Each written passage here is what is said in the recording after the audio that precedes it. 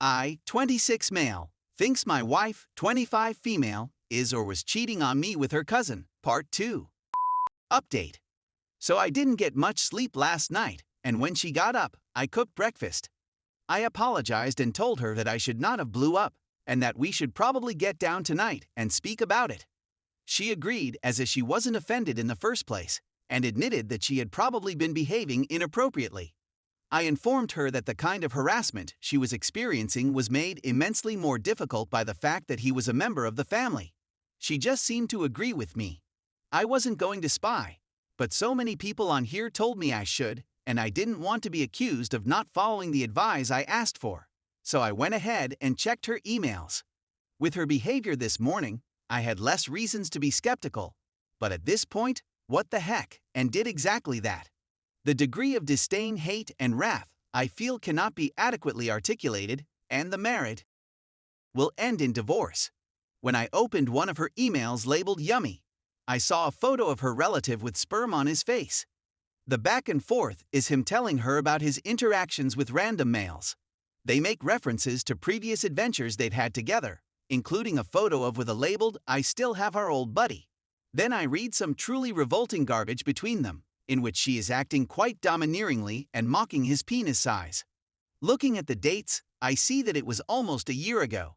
As I continue to read, it seems that they used to up often but stopped after we were married. We were together for many years before we got married. Later on, she begins to use the phrase, "I'm married." Excuse me, but it seems as if that's simply a kink of his, being told he can't touch her anymore, which he most likely does. I'm parenting her child, and she treats me like this. I've squandered the past 6 years altering my work schedule and refusing better-paying jobs because I need hours where I can keep an eye on him. I walked outside and sat on the front porch, then summoned my brother, and after explaining the situation to him, requested him to take my rifle from me for the time being. I'm not a violent person, and I've never been one, but in this situation, I'm torn between wanting to murder him and wanting to kill myself. I'm not going to, but I feel like I'm on the verge of a nervous breakdown, and I'm not sure I'll act logically. After that, I'll collect my belongings and check into a motel. These talks have all been printed. I've forwarded copies to myself, and I'm looking for additional dirt when I have time. I bought a pack of cigarettes and quit smoking 4 years ago. And joy of joys, I have to schedule an appointment at some STD clinic because, according to these filthy back and forths, having unprotected with these guys is part of his SH stick.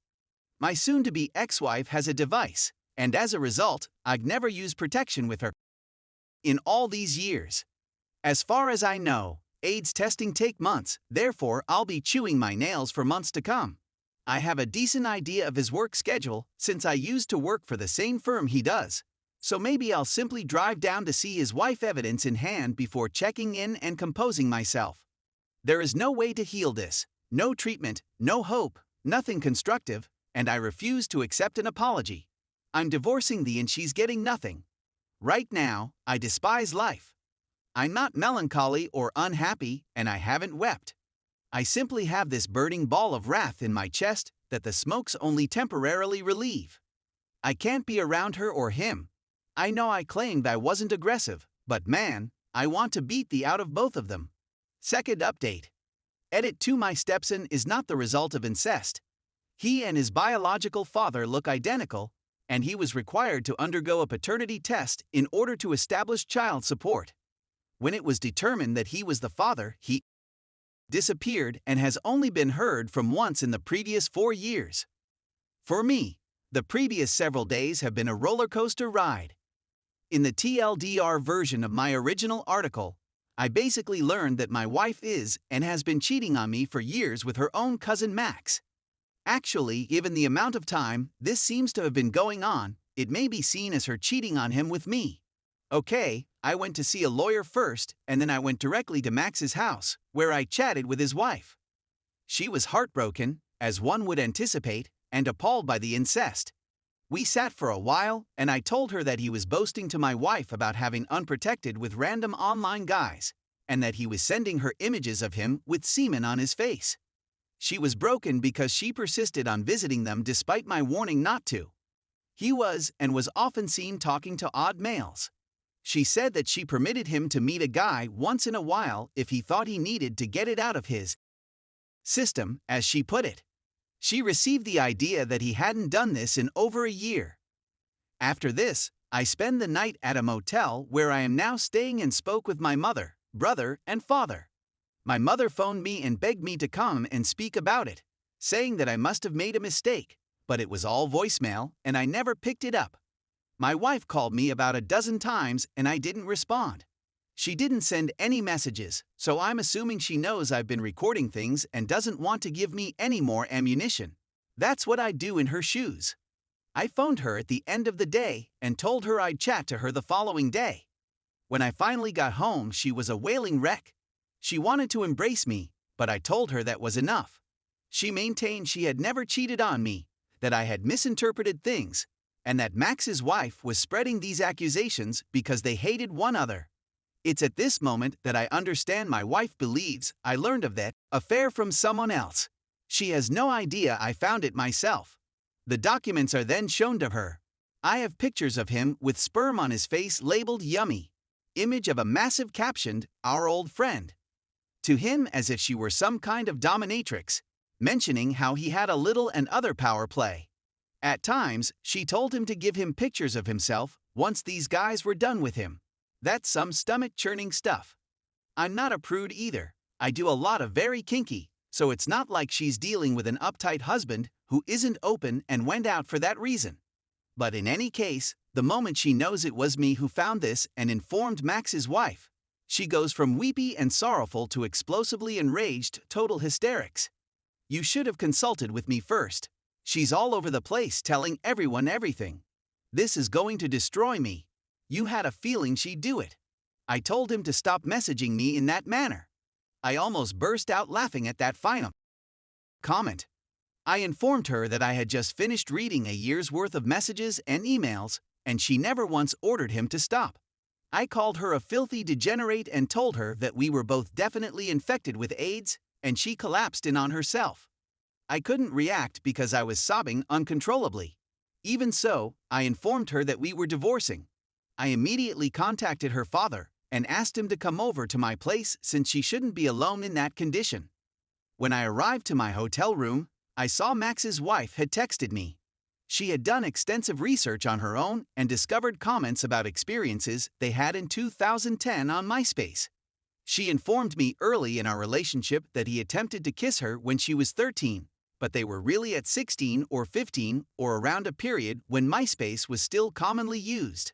I'll be honest, seeing that all that time ago was what eventually shattered me.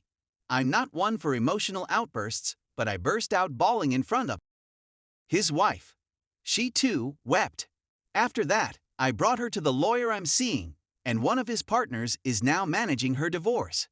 Throughout all of this, Max has been panicked and sobbing, trying to figure out where his wife is attempting to speak to me, still hoping that this is all a great mistake despite all of the evidence. It turns out that Max and his ex-wife live in a house owned by Max's parents, who have come down hard on their son, telling him he can no longer stay there and apologizing to their dill and saying she's welcome to stay with their grandchild in that house for as long as she wants, effectively disowning him. Max's father even convinced himself that Max was assaulting my wife as a youngster, which is why she is acting the way she is now. Max is on the run because his grandfather wants him dead, and she is his favorite niece, essentially a second daughter. Unprompted and eager to assist me, my father informed me that he would pay for my lodging for the week. Today, I informed my employer, no holds barred, precisely what had occurred and that I would be taking 2 weeks off to straighten my life out. He commented on how shady his divorce was and told me to take whatever time I needed bottle-fed and that he just tell everyone on the floor I got a sick parent or whatever, which was kind of him, lying down in my hotel room now, missing a stepson I'll probably never see again. I raised him for 6 years, changing his diapers, bottle-feeding him at 3 a.m., and taking time off work when he was ill. After a horrific fall that shattered his arm, I waited on him hand and foot so his mother could sleep since she had to work in the morning. The rest of the world might burn to ash and I wouldn't blink or care, but the prospect of never seeing him again rips at me like nothing else. I need counseling. It's going to take a lot of talking to get over this. I'm not suicidal, so there's no need to be concerned. I'm an atheist, thus this is my only life, and if I terminate it, that's the end of it, haha. I'll be speaking with my lawyer later, and I'll be meeting with Max's so again since there's obviously more I don't know. I have a doctor's visit tomorrow, followed by 6 months of waiting for findings. Thank you for your help, everyone.